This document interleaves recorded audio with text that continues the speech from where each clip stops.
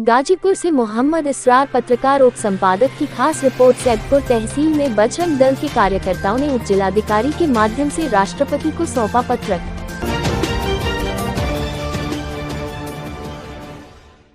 हरियाणा के मेवात में 30 जुलाई 2023 को जो भी हुआ वह बहुत दुर्भाग्यपूर्ण है। श्रावण में प्रतिवर्ष किसी भी सोमवार पर मेवात के अंदर भगवान शंकर का आशीर्वाद लेने के लिए महाभारत कालीन 5 मंदिरों में श्रद्धालु जाते हैं। लगभग 20-25 हजार लोग पहुंचे हुए थे। अभी यात्रा शुरू हुए 15 मिनट भी नहीं हुए कि उन पर उपद्रवियों ने गोलियां और पत्थर बरसाने तथा आगजनी शुरू कर दी। श्रद्धालुओं ने जब देखा कि परिस्थिति नियंत्रण से बाहर जा रही है तो पीछे हटने का प्रयास किया तो देखा पीछे से भी पत्थर बरस रहे हैं। उन पर पेट्रोल बम फेंके गए। बहुत मुश्किल से कुछ लोगों को बचाकर हम नलहर महादेव के मंदिर में वापस लेकर आ सके। कुछ ही देर हुई थी वहां गए हुए कि उस मंदिर के सामने से भी दंगाए आ गए। कारों, बसों और अन्य वाहनों को आग लगानी और जो सामने दिखा उन पर गोलियां बरसनी शुरू हो गई। 2 लोगों को गोलियां लगी। लगभग सारे वाहन जला दिए या तोड़ दिए गए।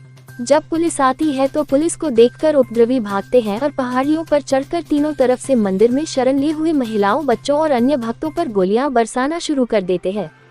एक भक्त बलिदान हो जाता है, कुछ अन्य लोगों को भी गोलियां लगती हैं। बहुत मुश्किल से प्रशासन ने उन पर नियंत्रण किया और उसके बाद वहां से निकाल करके पुलिस लाइन में लेकर आए।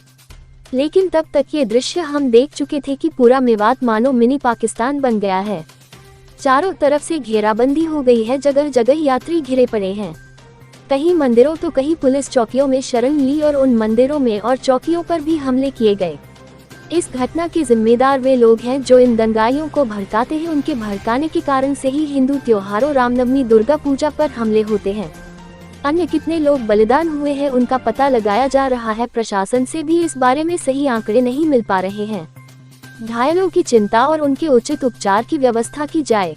लेकिन ये गंभीर आत्मविश्लेषण का अवसर है कि कल नूर में डायरेक्ट एक्शन की तरह का वातावरण बना था। मैं उन मौलवियों से भी कहना चाहूँगा जो किसी भी बहाने से भड़काने की कोशिश करते हैं, उसका ही ये दुष्परिणाम दिखाई दिया है। यह उचित नहीं है, यह आत्मघाती प्रवृत्ति है। उन्होंने पूछा कि छोटे छोटे बच्चों को आगे लाकर तुम आगजनी करवा कर उनका कैसा भविष्य निर्माण कर रहे हो।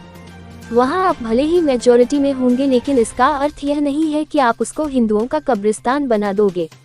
ये दुष्कृत्य किसी हालत में बर्दाश्त नहीं किया जा सकता।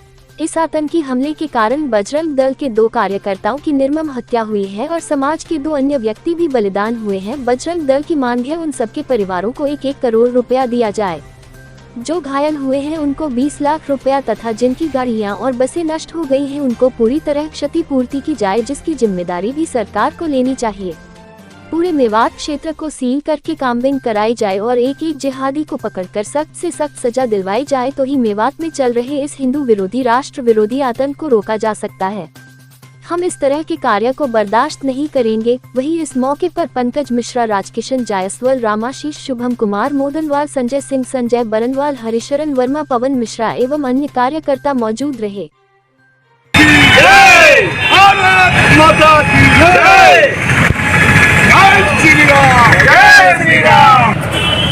सभी भाइयों, हिंदू भाइयों से हमारा आग्रह है दोस्तों, हिंदुओं पर इतना अत्याचार अपने ही देश में रह कर के अपने देवताओं के पूजा पाठ करने के लिए हम हिंदुओं को मुकदमा लड़ना पड़ रहा है दोस्तों।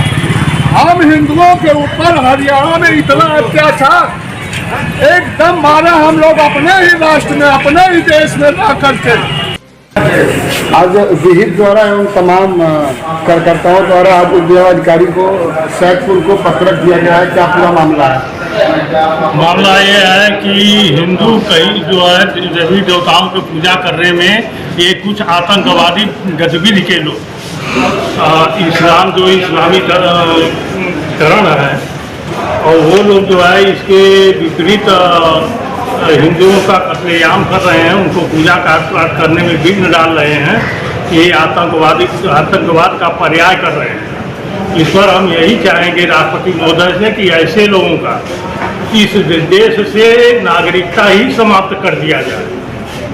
जो भी इस्लामीकरण के लोग ऐसे लिप्त हैं उनको इस देश का नागरिक ही न बनाए।